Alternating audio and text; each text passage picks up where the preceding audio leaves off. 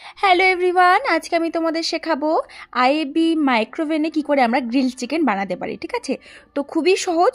প্রথমে তোমরা চিকেনটাকে ম্যারিনেট করতে হবে। ঠিক আছে, এখানে আমি চিকেনটা দই, অরিগ্যানো, চিলি ফ্লেক্স, তারপর লঙ্কার গুঁড়ো, হলুদ গুঁড়ো দেইনি। ঠিক আছে, আরও আর কিছু হার্বস দিয়েছি, মিক্স হার্বস দিয়েছি, দিয়ে ওটাকে আমি একদিন মতন পুরো আমি ম্যারিনেট করে রেখে দিয়েছিলাম। তার জন্য আমার চিকেনটা খুব জুসি হয়েছিল, বিশ্বাস করো। তারপরে তোমরা মাইক্রোওভেন প্লাস গ্রিল যে অপশনটা থাকবে সেখানে একবার ক্লিক করবে। ঠিক আছে, সেখানে প্রথমে দেখাবে C1, আবার ওটাতে আরেকবার প্রেস করলে দেখাবে C2।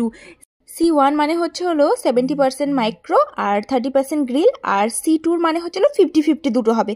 তো আমি C2টা প্রেস করে আমি স্টার্ট বাটনে ক্লিক করে দেব। আর তার আগে আমি দেব টাইমার। দেখো ওপরে 10 মিনিট করে আছে, সেখান থেকে তুমি 10 মিনিট করেও দিতে পারো, আবার পাশে যে 1 মিনিট করে আছে সেখানে তুমি দিতে পারো। ঠিক আছে, আমি এখানে প্রথমে 10 মিনিট করেই করব, না হলে না খাবার দাবার পুড়ে যায় অনেক সময়। তোমরা যারা নতুন 10 মিনিট করে ট্রাই করবে। 10 মিনিট মনে করো হলো না তোমাদের, ঠিক আছে, না হওয়ার পরে তোমরা ওখানে আবার টাইমার দিয়ে আরও 10 মিনিট বা 5 মিনিট দিয়ে তোমরা আবার স্টার্ট বাটনে ক্লিক করলে তোমাদের এটা আবার চালু হয়ে যাবে। ঠিক আছে, তো বলে দিলাম। আর এদিকে এই গ্রিল চিকেনের সাথে খাওয়ার জন্য গার্লিক বাটার নান তৈরি করা হচ্ছিল, তো সেটাও অল্প দেখে নাও। এটা তো আমার প্রপার রেসিপি না, তো খেতে খুব টেস্টি হয়েছিল। তো এইভাবে রুটিগুলো সেকে বাটার আর যে রসুন সেটার মানে পেস্টটা লাগিয়ে দিতে হয়। তো তোমরা যদি চাও গার্লিক বাটার নানের রেসিপি একদম দোকানের মতন খেতে হয়, বিশ্বাস করো। তো তোমরা যদি চাও আমাকে বলো, আমি দিয়ে দেবো। তো এটা হচ্ছে আমার গ্রিল চিকেনের ফাইনাল লুক।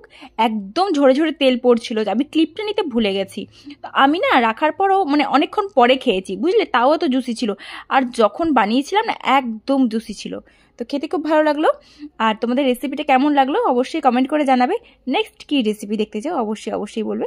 অবশ্যই মাইক্রোওভেন রেসিপি।